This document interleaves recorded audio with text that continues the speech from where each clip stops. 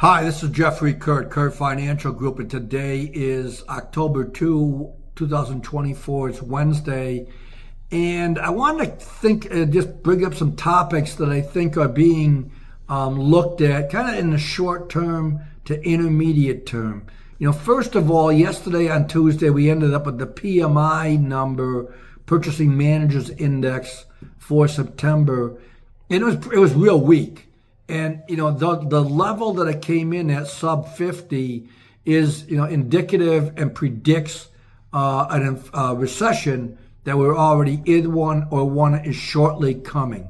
So we'll see. Now, offsetting that is interest rate cuts that we already had one in September, going to get one in November, and like that, and whether that is going to counter perhaps what's looks like from this one indicator, a softening economy. Of course, there are other indicators that are pretty strong, including the jobs market, which we're going to get some numbers on Friday morning.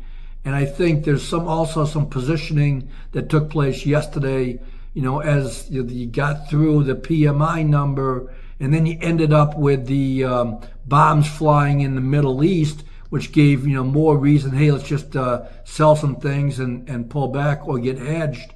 So, and now you're coming up on Friday for a jobs number, which is going to be a big event for the week. And, so you've got some hesitation here. And I think that the market is set up for, kind of a binary move,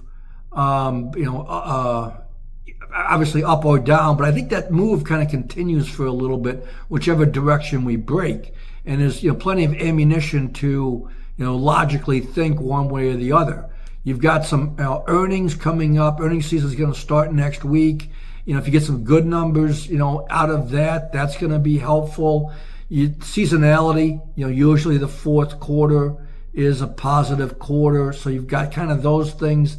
But on the other hand, you've got some inflation numbers picking up again.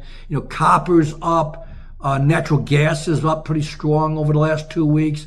Oil maybe making a bottom, but some of these commodities are making moves that weak dollar, strong commodities. Maybe it's going to be a stagflation type economic backdrop.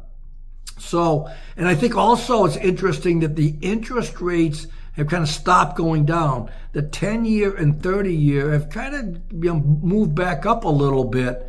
So, even though the interest rate cut's going to happen in November, that's very it's overnight rate, has an influence with the rest of the yield curve. But right now, the longer end is kind of firming up. We'll see how that continues to go, and maybe that's a sign that they're sniffing out further inflation, or inflation kind of rebounding and moving back up. So lots of going on, and we'll be back on Friday with more information in the jobs number and like that. So thank you for listening. We'll talk to you then. Goodbye.